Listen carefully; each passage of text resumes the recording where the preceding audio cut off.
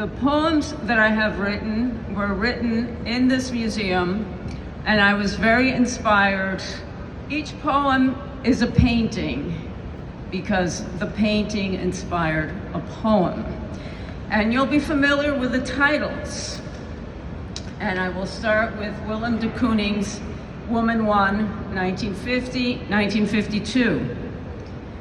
You think I want to tame, and me quite afraid. I'm a reminder of the past all left behind. Sweet lovers once were we. You tried to make it 3. This only shows the anger in your soul. You had to cross out when I scream and shout. It's all the same theme, not part of a dream. Once we're together, I feel my own strength. You made me so ugly and could not erase all the beauty inside my face.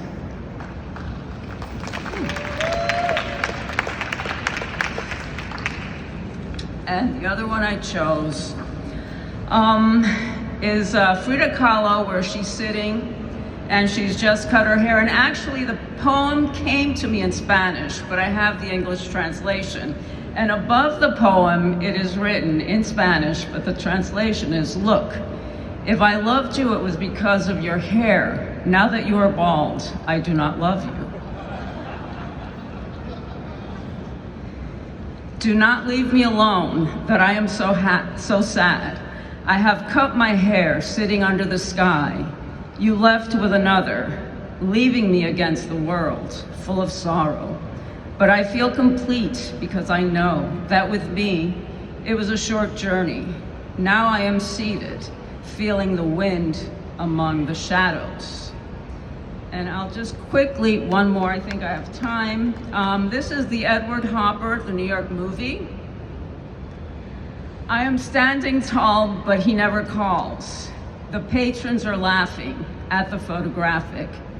They hug and they kiss like we used to do. It's something at times I surely do miss.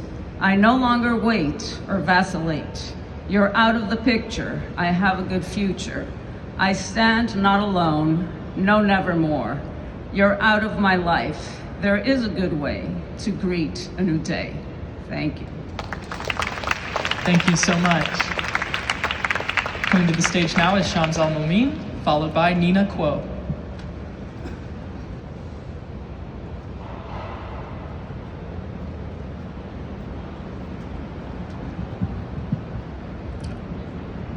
Good evening. The time is precious, so let's get busy now. The title of my poem is We Must Talk. We must talk, not about Karl Marx, not about Kremlin, not the Pentagon, not Elvis Presley, but we must talk. Not about famous speeches, not about a significant someone, but the small things that we ignore, that is ours, ought not to be forgotten. We must talk and remind ourselves again and again. I suppose the boy is in the room, alone. It's personal. But mind it, that's how it is. Nonetheless, we must talk. Not about the 7 wonders, not about Disneyland, not about Palestine, not Israel, not even the Pope, but we must talk. Talk about a little thing we need to reminisce within once again. Like at dawn, if the girl could see the stars in the sky, or something that she likes. Frankly, these are all nonsense and non-essential for lives. Yet, we need to talk. Repeating these words often or simply sitting side by side deepens love and toss aside the desire for separations. Thank you, guys. Thank you so much. It was wonderful. Coming to the stage now is Nina Kuo.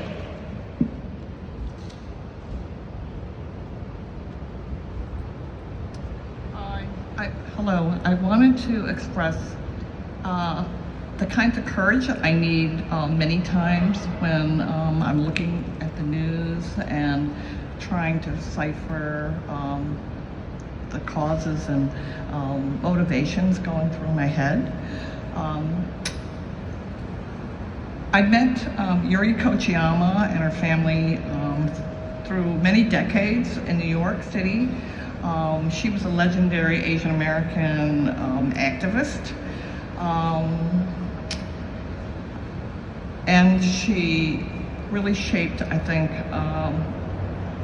the way we communicate among communities. Yuri in the saddle, ready, get set to do battle.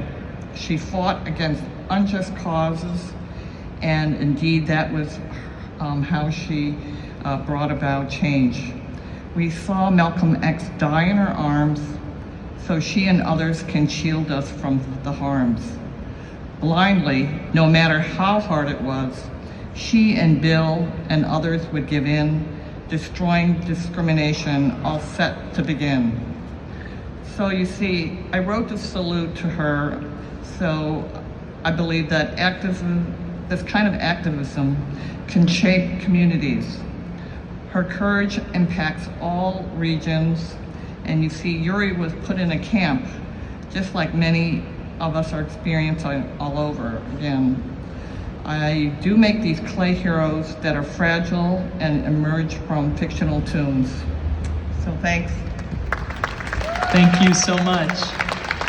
And a huge round of applause for all of our poets here tonight.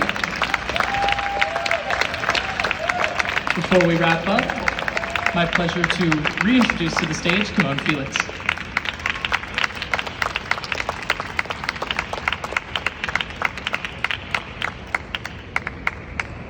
That was so beautiful. I feel so lucky to have had the chance to read with all of you and to get to share energy with you. I'm gonna close by reading a couple of poems that I like to end on because I think that they're sweet, and I feel so much sweetness coming from this space. They're both short, so stay keen. This one is called Promethea. Now that I have been delivered again, the old news of death at my back like a challenger, I have nothing to lose. I've got to get busy with the tender pleasures of turning away. Have to stand amidst the rind of night and count each lazy, glistening star exposed, each leafy little light.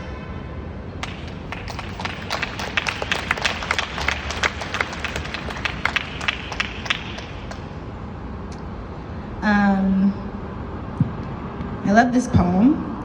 It's called Born Living Will Die, from my auntie Jeanette. Sometimes I think I'm never going to write a poem again, and then there's a full moon.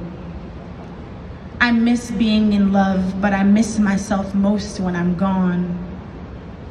In the salty, wet air of my ancestry, my auntie peels a mango with her teeth, and I'm no longer writing political poems because there are mangoes and my favorite memory is still alive.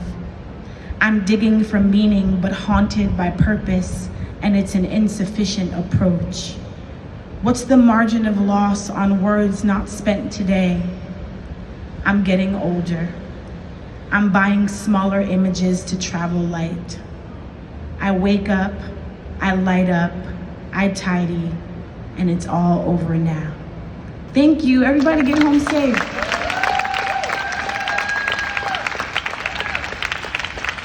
One more round of applause for Kimon. All right, well, that's all we have for you tonight. Thank you all so much again for coming out. You made this inaugural event really wonderful to be a part of. We're so happy. Please do keep checking your email and MOMA.org for more events like these and others in the future, and we hope to see you soon. Get home safe, guys. Enjoy this weather.